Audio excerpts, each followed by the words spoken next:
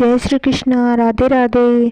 आज सुनेंगे अगहन मास के स्नान की कहानी। आइए कहानी सुनते हैं। एक छोटा सा गांव था। उस गांव में एक अमीर सेठ अपने छोटे भाई के साथ रहता था। वह अमीर सेठ बड़ा ही दयालु, सबकी मदद करने वाला धर्मात्मा पुरुष था। वह सभी के व्रत उपवास किया करता, आए दिन गरीबों में अन्न वस्त्र रुपया दान करता। उसी नगर में एक चमार जाति का भोला नाम का एक युवक भी रहता। एक बार अमीर सेठ के छोटे भाई ने अपने बड़े भाई की संपत्ति और धन धोखे से हड़प लिया। अमीर सेठ ने अपने छोटे भाई को कुछ नहीं कहा। सेठ ने सिर्फ इतना ही कहा, जिसकी किस्मत में जो लिखा है वो ही होके रहेगा। इस तरह समय बीतने लगा। उधर वह चमार जाति का भोला युवक लोगों से रुपया उधार लेता, अपना घर चलाता। एक से लेता, कभी दूसरे से। वह अलग अलग लोगों से रुपए उधार लेता था। पहले से लेता, दूसरे को चुकाता, दूसरे से लेता, तीसरे को चुकाता। इसी तरह से वह अपना घर चलाता और वह कोई मेहनत मजदूरी नहीं करता था। समय बीतने लगा, तब अगहन मास का महीना आया। अब अमीर सेठ गंगा स्नान करने के लिए हरिद्वार में चला गया और वहां उसने 5 पंडितों से पूजा पाठ हवन करवाया। इससे संयोग कहे उसी दिन वह भोला चमार जाति का युवक भी गंगा स्नान करने के लिए हरिद्वार पहुंच गया। जब भोले ने अपने ही गांव के अमीर सेठ को देखा तो वह मन ही मन सोचने लगा कि इसकी पूजा तो मुझे देखनी चाहिए।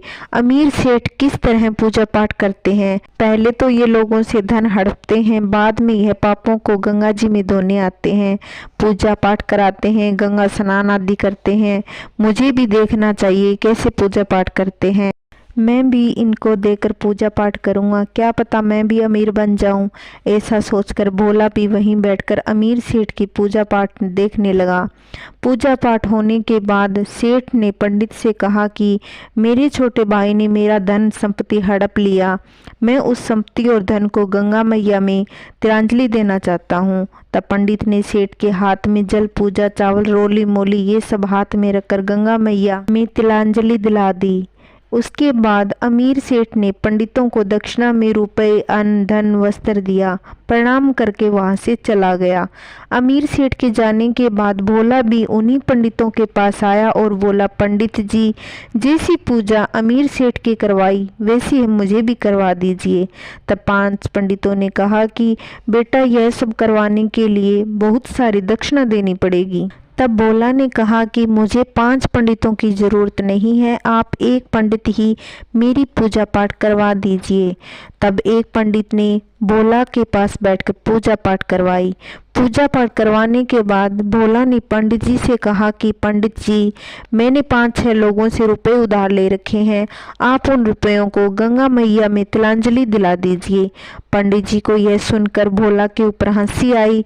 बोले कि बेटा, तुमने जो रुपए उधार लिए हैं वह पैसे तो तुम्हें लौटाने होंगे, क्योंकि उधार के रुपए गंगा मैया स्वीकार नहीं करती। लेकिन भोला पंडितों से कहने लगा कि जैसे मैं कहता हूँ वैसे कर दीजिए। पंडित जी ने वैसे कर दिया। जैसे ही समय बीतने लगा, तब एक दिन भोला और सेठ की मृत्यु हो गई। संयोग ही कहें, सेठ और भोला की मृत्यु एक ही दिन हुई।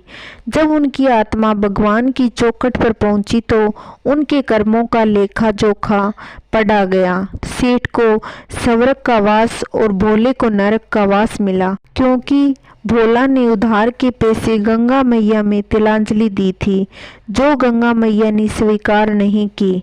हे विष्णु भगवान, जैसे सुख सेठ को दिया वैसे सबको देना। कहते सुनते हंकारा भरते सबके घर में सुख शांति बनाए रखना। जय श्री कृष्ण, राधे राधे। अगर मेरी कहानी आपको पसंद आती हो तो प्लीज़ चैनल को सब्सक्राइब ज़रूर करना और लाइक करना और कमेंट करके बताना कहानी कैसी लगी।